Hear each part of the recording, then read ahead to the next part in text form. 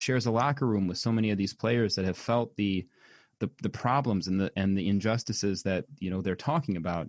The fact that he could come out and be so tone deaf as to say that he didn't agree with those protests, and to hear a player like Malcolm Jenkins respond, right? There was nothing. There was no ounce of grandstanding or look at me or virtue signaling with Malcolm Jenkins at all. It was like a heartfelt loss that he felt that a teammate of his, that a guy that he really cared about didn't feel the same way that he didn't have his back in that situation. And I think there is some learning there, right? Because I think through that experience in, hearing, and sure, it's one example, it's anecdotal, but I think you can see some change there in that person, in Drew Brees, right? He might have a different perspective. And I'm hoping that that's what this can do for people out there as a whole. When they see a different perspective, when they see something that's not the norm, like playoff games just not happen. When have you ever heard of something like that, right? Seriously. Not in my memory. And it legit. I'm sorry to cut you off, but this was history in the making. Like we was a part of history right there. Like literally, they just stopped. Like, one team, the Milwaukee Bucks, started it by saying, "Listen, we didn't like what happened." And the shooting that happened recently was in Kenosha, Wisconsin, the same state that the Milwaukee Bucks play in. And they went out and said, "Yo, listen." They had a conference call in their locker room with the state leaders, and they talked about this, and they let them know what was going on and how they felt about that situation. And this is another thing, real quick. It's not just the shooting. It's not just the protest of that particular shooting that happened a couple of days ago. It's about everything. It's about the whole systemic racism. It's about previous shootings. It's about Breonna Taylor. It's about Tamir Rice. It's about Floyd. Like all of these that we've seen consistently and keep seeing, and there's literally tons and tons and tons and tons of history behind it. That's what it's all about, and it's about preventing this shit from happening in the future. Absolutely, and I think that there are all these things, like human beings, I think in general, we're very reactive creatures, right? It's very easy to see one thing happen and then react to it. And then another thing happen and react to that. And then 2 days later, it's a new thing that happens and we're reacting to that. Right. I think you hit the nail on the head when you said that, it's not just about this last incident, right? It's about everything else that came before it. And what I'm hoping is that a wide-scale boycott or protest like this, it can only serve to kind of fix the problem as a whole. It can stop these things from happening in the future versus just reacting to every single time something does happen, right? And I think that's where, if I have had any critique, and I would absolutely love to hear your opinion on this afterwards, of the movement in general, right? Like the Black Lives Matter movement and the recent boycotts of these games. If I have any critique, because I want to be on that team that says end racism immediately. What I see right now is it's a freight train that's moving, but to me it seems like it's off the tracks. Do you know what I mean when I say that? Because it seems to me like there's not any centralized message, and it's like right now they're trying to solve 100 problems at once. Because believe me when I tell you, 100 problems do exist, no doubt about it. But it's like, I just feel like it's very widespread, and it's not like an organized message. And I think with that, some of that message gets lost. Do you see what I'm saying? So I'm kind of wondering your take on that. Yeah, I get what you're saying. And I felt like with the Black Lives Movement and a lot of these different protests and things like that, the energy isn't focused. The energy is sporadic. So yes. you got the protests going on here. You got the boycotts going on here. You got, rioting going on here and things of that nature there. Right. And I get it. I get the outrage. We're pissed off. You're tired of this shit happening. I 100% get it.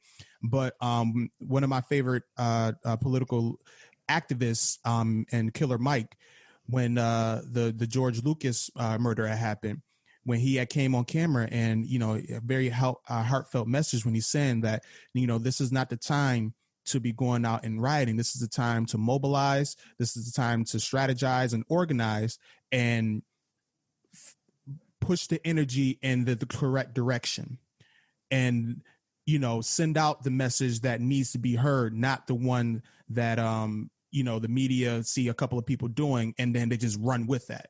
So I think a lot of times that the message is lost in the media, and I think a lot of times it gets lost in us. So it's one of those things where in this movement to end racism, to end systemic racism, and to have the justice that these people deserve, you got to be a clear direction, and we got to have everybody on board with that direction, and don't get sidetracked from other shit. Don't let other people hijack that message into something else. And a lot of times we've seen our own president do it with the Colin Kaepernick kneeling. Like Colin Kaepernick was kneeling. He explained why he was kneeling. And then Donald Trump turned into a whole different thing. You know what I'm saying? That had nothing to do with what he was talking about. So we can't let that happen consistently, because it seems like it always does. And that's obviously a strategy on the other side. It's always been divide and conquer, right? Especially when you have a strong message, that divide and conquer plays right into the other side's hands. And that's the thing that I've been seeing so far, is that there are so many things to go afterwards, right? Injustice, systemic racism with the police, unfair house mortgage lending, right? Unfair wages, job opportunities, period. Yeah. There's 1,001 things that you could go after. And it seems like so far, exactly, you nailed it when you said there's this outrage, right? And I totally understand that, right? And I can't feel that myself as someone who's never experienced all the things, but I can certainly empathize and understand where it's coming from. It's just that, that rage, sometimes rage can be a powerful thing when it's centralized. And I think what I haven't seen, you mentioned Killer Mike, you mentioned some of these athletes. I haven't seen a big presence from other leaders in the community that have stepped up, that have taken the reins of this like wild stallion, right? And kind of, pulled it under control and guided it in a specific direction. Like, okay, here's what we're doing. It's about this. It's about police reform, right? I think that, to me, first and foremost, is where this is at, right? Police reform. That seems to be the most immediate danger and the biggest and most large-scale immediate problem. So move in that direction. And then, once you've made strides there, then yes, okay, branch off. Education, lending, jobs. There's so many things that need to be fixed. And right now it's like, everything's being attacked all at once without any centralized message. And I just feel like it's all this rage slipping away and going, kind of off the rails, rails and going nowhere as a result. Right. And in the meantime, you have people on the other side that are picking it apart, only showing the worst things, only showing the worst of the worst, where that rage spirals out of control. Like you were talking about, somebody riots and, you have thousands of peaceful protesters and a handful of rioters, and who are they showing on the news? Well, of course, the rioters, right? Right. So that's what gets the ratings, yeah. Right. And that's what I was talking about earlier with that 24-hour news cycle, where they've got to fill 24 hours worth of news. They're looking for any negative headlights, negative headlines that are out there. And of course, in any group of people, you're going to have people that are out there to cause trouble, right? And I mean, it's just a shame that there's no centralization of this message. And I'm just waiting for somebody to step up and take the bull by the horns and just lead this thing, But that's the thing also, though, Rueter, is that there are people that's doing specifically what we're talking about, but they're not the ones that's getting the media clout. They're not the ones that they're putting on these shows, and they're not showing it in the media because it's not the message that they want to display. Right. With these media circles, you know what I'm saying? So where can maybe like the listeners go? Where can I go? Where can people go to hear the good messages? I mean, do you have anywhere out there where you're thinking to yourself, okay, you've heard it yourself. Obviously, there are great people out there, and there are great people doing great things, but they're not being heard. So how do we hear these people? So there are several different programs. There are several different people that are doing these, and I'll bring up these programs and stuff like that when I get a chance to show you what I'm talking about here. It's just one of those things where we got to be able, and I should be doing this as well. I wish I had the list in front of me right now. We should be able to use our platform to be able to display that message, to get the good out there of where people can go and, have allies and be able to help out this situation, help out this problem. You know what I'm saying? So when I get a chance to, I'm going to pull up these programs here for you and be able to talk to you about it and everything of that nature there. And then hopefully in the future episodes, be able to list those off as well. So that way we can hopefully get some progression moving forward. That sounds great, man. And I'd love to see some of that on our on some of our social media presence. I'd love to see some of that, putting that message out there. This is maybe a time where that's a worthwhile venture, right? You and I like to keep it light. We like to keep it fun. We have, polls and, questions and kind of fun things that we like to, but maybe this is a time where we step up a little bit. We start putting some of that message out there where we can hear some constructive and some positive members coming out of this movement.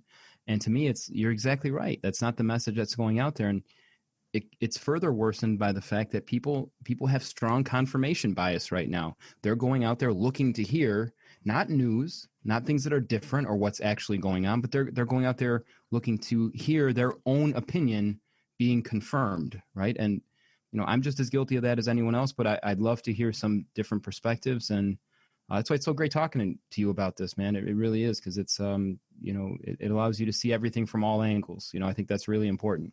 Yeah, man, that's a fact. And I'm glad you're willing to listen and you're glad to be a part of it. You know what I'm saying? Not too many people are like that. That's another thing we're trying to work on. Having people being open to that dialect, being open to that conversation, hearing it, and then being able to, okay, you make a valid point. What do you need me to do? And I think that's one of the steps that need to be taken moving forward. Hopefully in this revolution. So kind of go from there, man.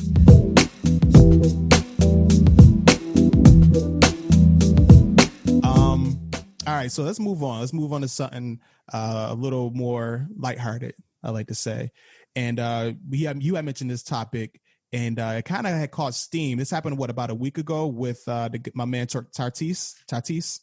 Yeah, Fernando? Yeah, absolutely. For our man Fernando there, he's a sensation, incredible young player for the San Diego Padres, currently leading the MLB in home runs. And he caught himself in the limelight the other day, and not necessarily for the best reason. Did you want to talk about it, or shall I? What do you think? I mean, you're the baseball expert, and I looked into it, but I'm going to let you lead the way on this one here, and I'm going to chime in here and there. Okay, strong words there. The baseball expert. Wow, that's high praise. You're the baseball expert in my eyes, Ed. Okay, so I guess if there's two of us and I know more than you, that makes me the expert, right? Is that how that works? You're an expert in my heart. I like that. I like that a lot. So, so here is a classic clash of old school mentality versus the kind of let the kids play type of movement. All right. So what we had was a situation where the San Diego Padres were winning by 7 runs. Okay. The bases were loaded, and there was a 3-0 count on Fernando Tatis. So these old school unwritten rules of baseball, they would say, okay, you don't swing on 3-0 when you're already up 7 runs. Okay. And sure enough, my man Fernando, he's not playing by those old school rules. He took a hack at that 3-0 pitch, and I'll be damned if he didn't put that thing somewhere in the middle of the bleachers out there in right field and hit a grand slam, putting them up 11 on a 3-0 count. Well, the manager of the other team comes out pissing and moaning and this and that, and suddenly, he's still celebrating with his teammates, but he walks by his own manager, who kind of ghosted him and didn't celebrate with him. And then he gets a talking to from one of his own teammates, Eric Hosmer, who's a guy who I really liked. I saw him kind of berating him on the bench a little bit for it. And here's this kid, 22 years old, leading the league in home runs. He's the new face of baseball. It's amazing. And there he is, just getting chastised for doing what? Hitting a grand slam to put his team up even more runs. And where I'm coming from with this is just those old school, unwritten rules of baseball that say don't swing on the 3-0 pitch. I'm thinking, if you don't want a guy hitting a grand slam on you, how about first don't load the bases, right? How about don't get 3-0 after you've loaded the bases? And this shit won't happen, man. I think it's ridiculous. And my last point on it before I'll let you chime in is what exactly is a team supposed to do? Just let the other team get back into it? Like, no, don't swing on 3-0. Just let them come back. The year before, okay, the Padres themselves gave up leads of 7 and 10 runs. On 2 different occasions, they gave up leads of more than 7 runs.